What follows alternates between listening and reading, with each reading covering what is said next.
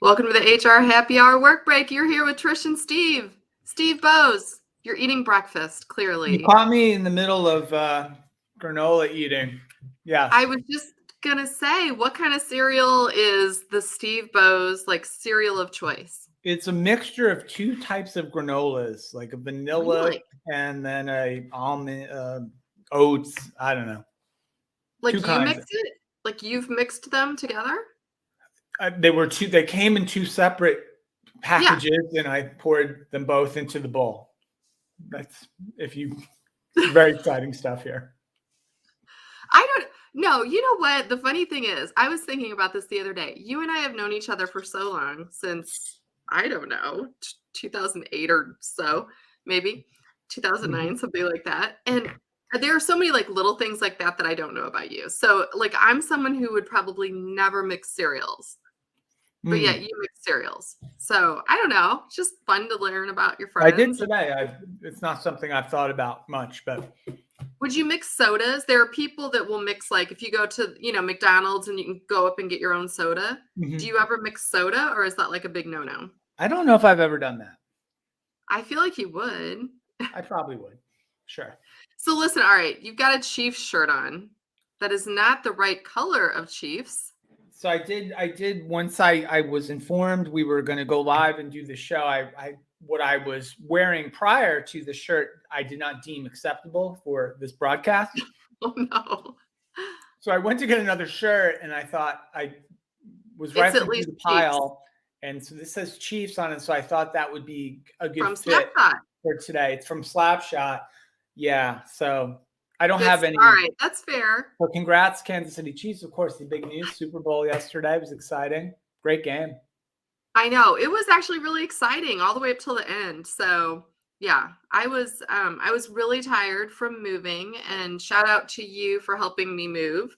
Um that was a lot of work, but yeah, it was Yeah. nice to sit down, watch the game. Um I don't know about, I'm sure this is not a thing on your mind, but Travis Kelce, can we just talk about Travis Kelce for a moment? Holy moly. Women are going crazy over him. Really? Yes. Not just the good looks. He's got the good looks, but he's also got the dance moves. He's known for his dance moves. So anyway, on Facebook, Oddly enough, as do I. So good. I feel good about that. you'll have to show us at some point. But anyway, so what have you been doing other than obviously recovering from Super Bowl party and all that good stuff? Mostly that. I did.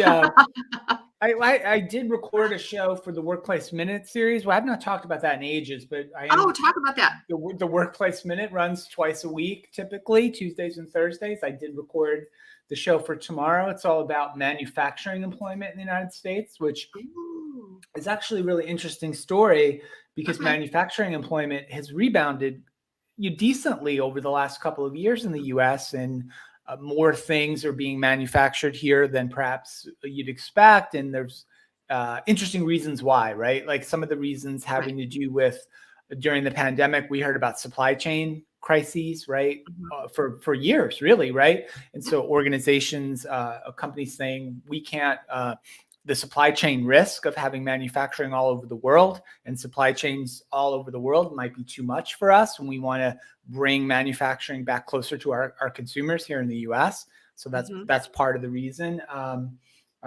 There's a couple of wages, of course, going up is another part of the reason too. But the interesting part of the story, I thought, and it's on the Workplace Minute, I mentioned it briefly, is that with lots of other companies, like even more professional or technical companies, over the last couple of years, reducing or even eliminating degree requirements for employment, right? Yeah. So like Mhm. IBM's done it, Google's done it, lots of companies have done it for certain or maybe all jobs. Right. That's actually creating more competition for manufacturing or skilled trades, right? Which had always been one of those types of industries or job Yeah. categories that didn't require degrees really ever, hardly. And now with more types of companies and more types of jobs, maybe not requiring those degrees, that puts even more competition, right, for workers into manufacturing and skilled trades. So super interesting stuff. So that's a very long answer to a short question. That's what I was doing this morning. I was reading about manufacturing employment.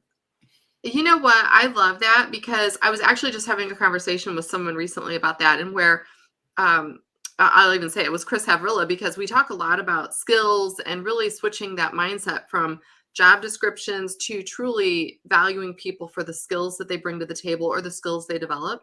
And with you and I both have, children that are still in college, and it's very much a big discussion about preparing yourself appropriately for jobs that may not require a college degree in the future, right? So before it was just have a degree. Our generation, get a degree in something, right? Sure, Now yeah. it's truly about the skills, but I do think that brings more value to those roles that typically people thought like, oh, well, if you don't go to college, you can just go get a manufacturing job. No, those are highly skilled positions quite Mhm. often, right? Yeah. And so it's just, I think it gives value where maybe it had always been and we just didn't recognize it. And I love that for that. And I think that, it's funny, we've talked with our friend Johnny Calpert, who is on the Board of Education here in Waterloo, Illinois. And I actually had breakfast with him this morning. So shout out to Really? Johnny. Thanks for breakfast. We talked a lot about Because this very kind of my thing. Johnny, my invite must have got lost somewhere in the email.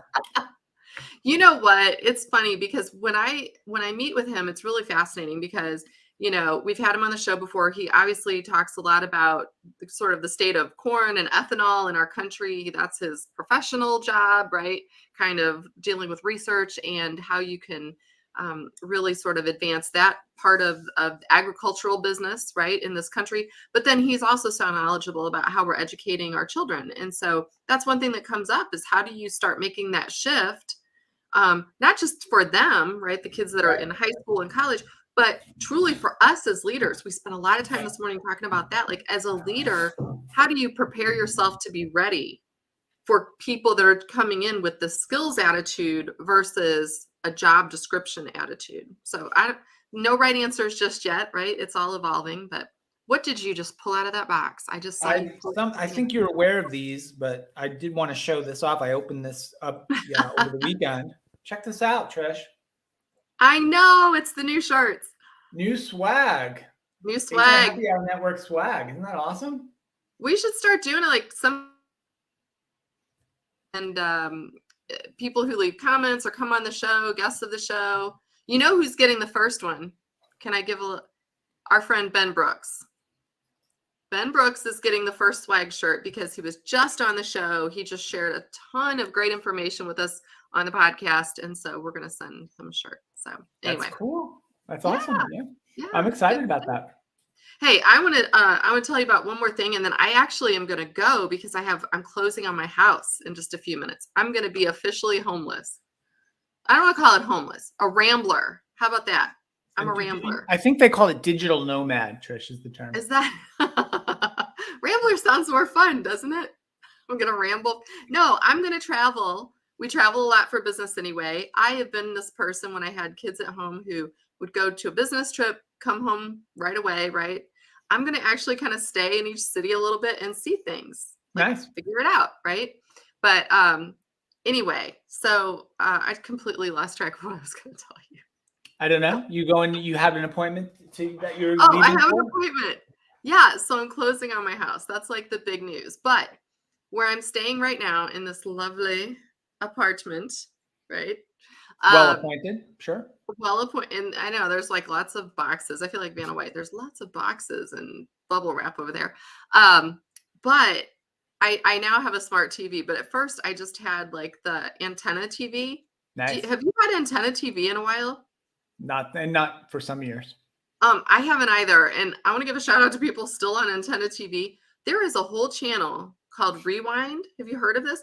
It has like every 80s sitcom ever. Nice. I have been watching Who's the Boss, The Hogan Family, which was called Valerie at one point, like young Jason Bateman. These are great shows.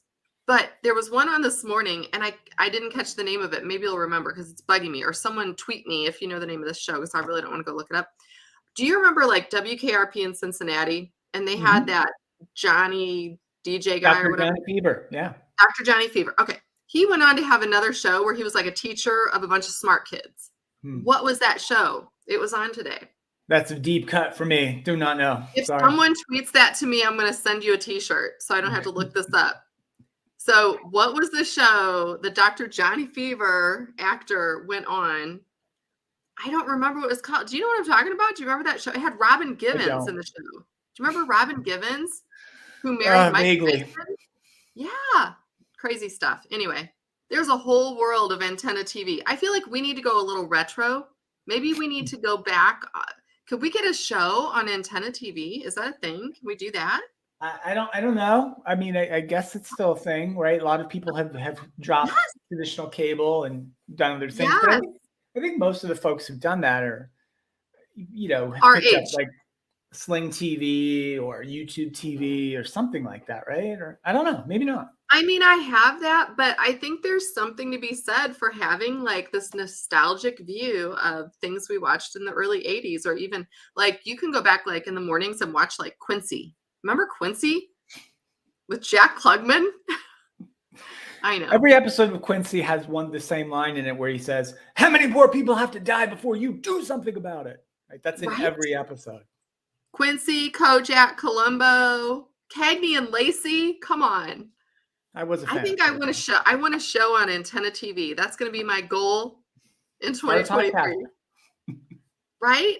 No, it's got to be video. It has to be a TV show. Can we do that? Can we make that happen? Sure. I don't know.